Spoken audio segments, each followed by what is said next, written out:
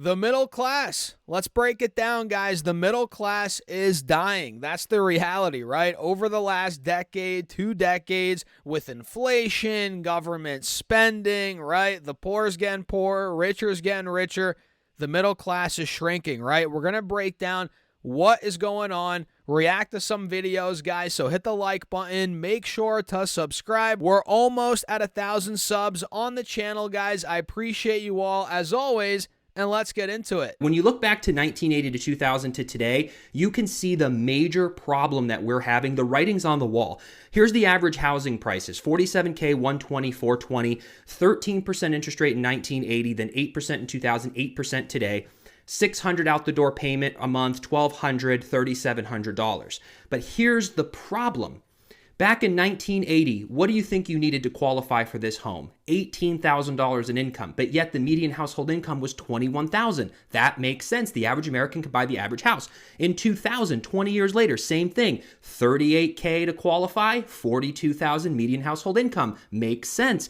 Then today, this is the problem: $120,000 in salary to qualify, and yet the median household income is $81,000. They cannot qualify, so people are forced to rent. But let's look at the rent prices. In 1980, you could rent for $308, which was only 17% of your income. In 2000, if you didn't want to buy, you could rent for $600, 17% of your income. Well, today, people don't have a choice. There are 100 million people right now in this country that are forced to rent, which is 29.6% of their income.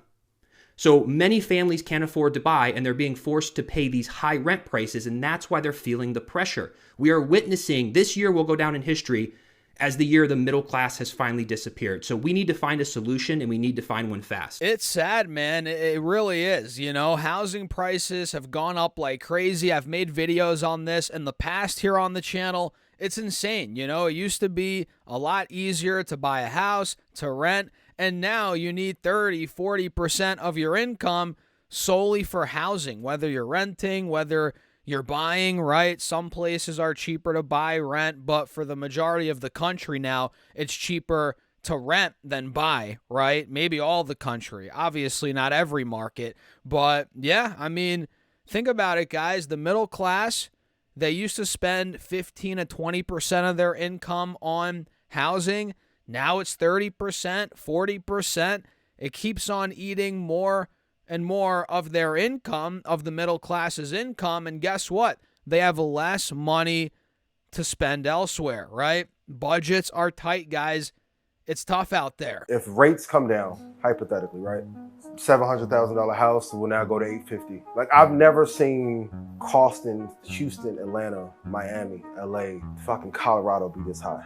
There are no, like, even cars, there are no more $500 payments, no $400 every $1,500, $2,200. Back in the $2,200 was a fucking Bentley or some crazy shit. Like, $500 a month got you a great car. So like, with all the money that's been printed, there's like, you're either rich or poor.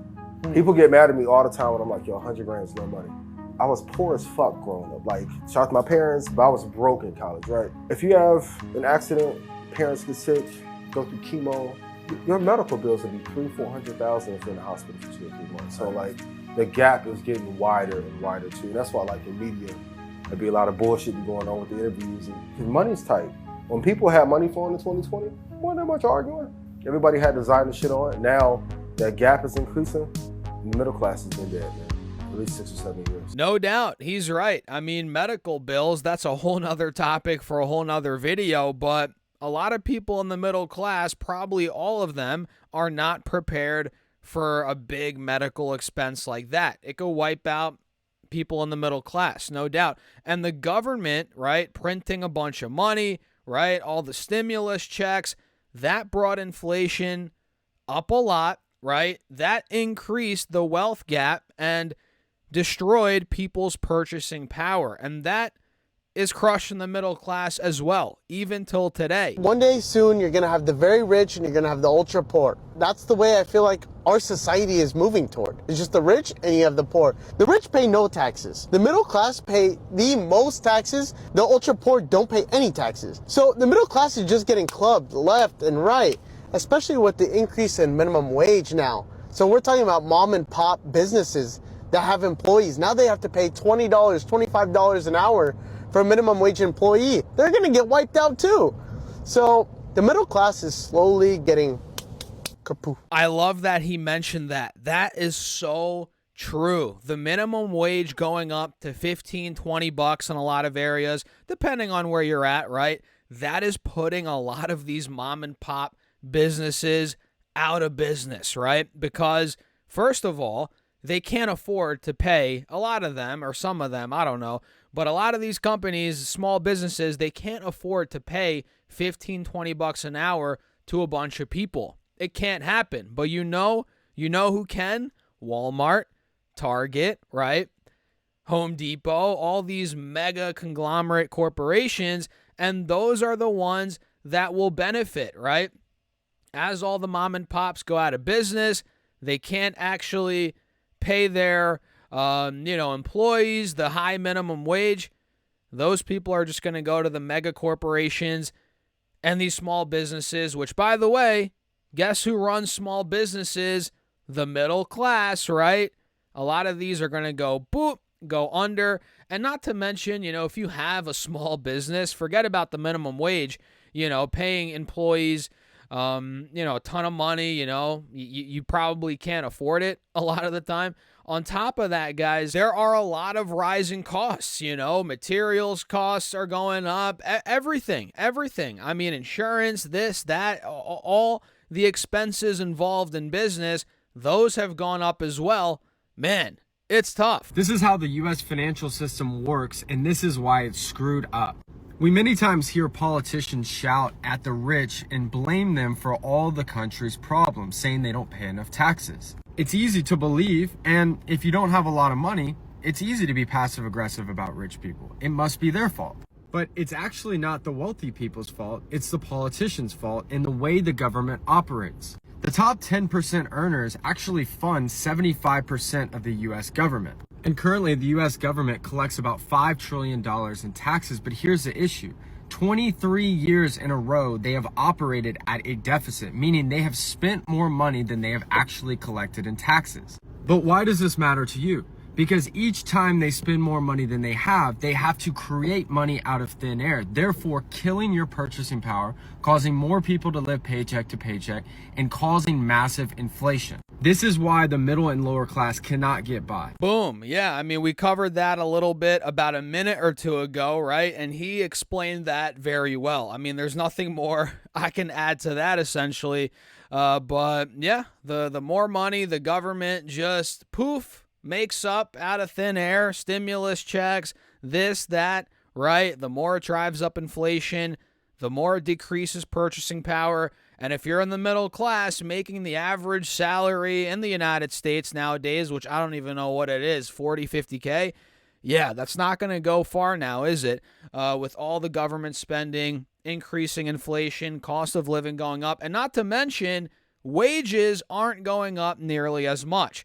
Isn't that the kicker, guys? Come on. 1984, the year I was born, making $30,000 a year is the equivalent of making $164,000 a year today. And the median house price in 1984 was $79,900, so $80,000. Now in 2024, the median household income is $77,000, but the median house price is $395,000. Bring it back even further. The year that my father was born in 1950, the average household income was $3,000 and the average house was $8,000. So back then it really wasn't that difficult because 2.5 times your salary and you had a car and you had a house and everything was okay. Now in today's world, you need to be making $164,000 to $174,000 just to make that the same equivalent. This is an astronomical stat. There is no middle class anymore. In 1950, when my dad was born, things were okay. In 1984, when I was born, things were okay.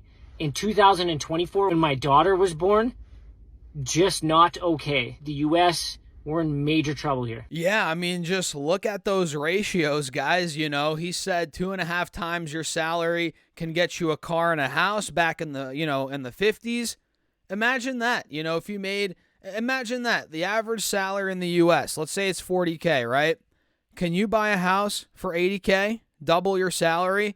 No, you can't. Unless you want to live in, some random, state where there's nothing around and you live in a, trailer park, which is, I'm not knocking the trailer park lifestyle, but most people don't want that, So it's like you're going to have to make 150, 200,000 bucks a year to even have a shot at getting a nice house in a nice area, which, again, did you guys hear what I said? The average salary is what, 40, 50K?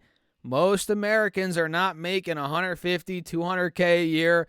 So yeah, again, the middle class is just cooked at this point. I don't want to be a Debbie Downer, guys. I try and be positive here on these videos, but man, it's not looking great for the middle class. And what can you do about this? What can you do about this? Let's say, if you don't want to be part of this dying middle class or whatever, what you can do, there's a couple things, right? Follow what the rich people do. What do rich people do, right? There's a lot of things they do, first of all, but to keep it simple, they invest, right? They invest their money, whether it be 10, 20% of their income, 30, 40%, depending on how much money you make, your expenses. So if you're able to invest money, 10, 20%, 5%, you're already ahead of a lot of people in the middle class, right? And I'm talking about, let's say you can invest outside of your retirement accounts. Have some extra investments in a taxable brokerage, for example. That's what rich people do. That's how you battle inflation. That's how you grow your purchasing power over time. You have to invest your money. If you're just saving, you're screwed. You're going to fall behind. And especially if you're not saving, you're definitely going to fall behind. If you're saving, at least you're saving money, but you're going to want to invest. And there are a lot of tax strategies that, rich people use. Maybe I'll make another video on that, maybe at some point in the future here. But if you start adopting some of those things, right, those strategies, writing certain things off, paying less in taxes, they're, rich people, guys, they have all the strategies. And as the sooner you start to adopt some of these philosophies, the quicker you're going to get out of the middle class, right? And you have to focus on increasing your income, obviously, that's a given, and decreasing your expenses. But of course, you can't decrease your expenses to zero. There's a point where you can't decrease them anymore, which is why I like to focus, mostly I like focusing on increasing income. That's what really moves the needle, guys. At some point, you can't cut your expenses anymore. It's just not possible. So, yeah, that's pretty much it, guys. The sad reality is, as time goes on, middle class keeps getting smaller. The middle class is dying. They're either going to the poor class, right, or the rich class, whatever you want to call it. That's the reality, right? That's the reality, guys.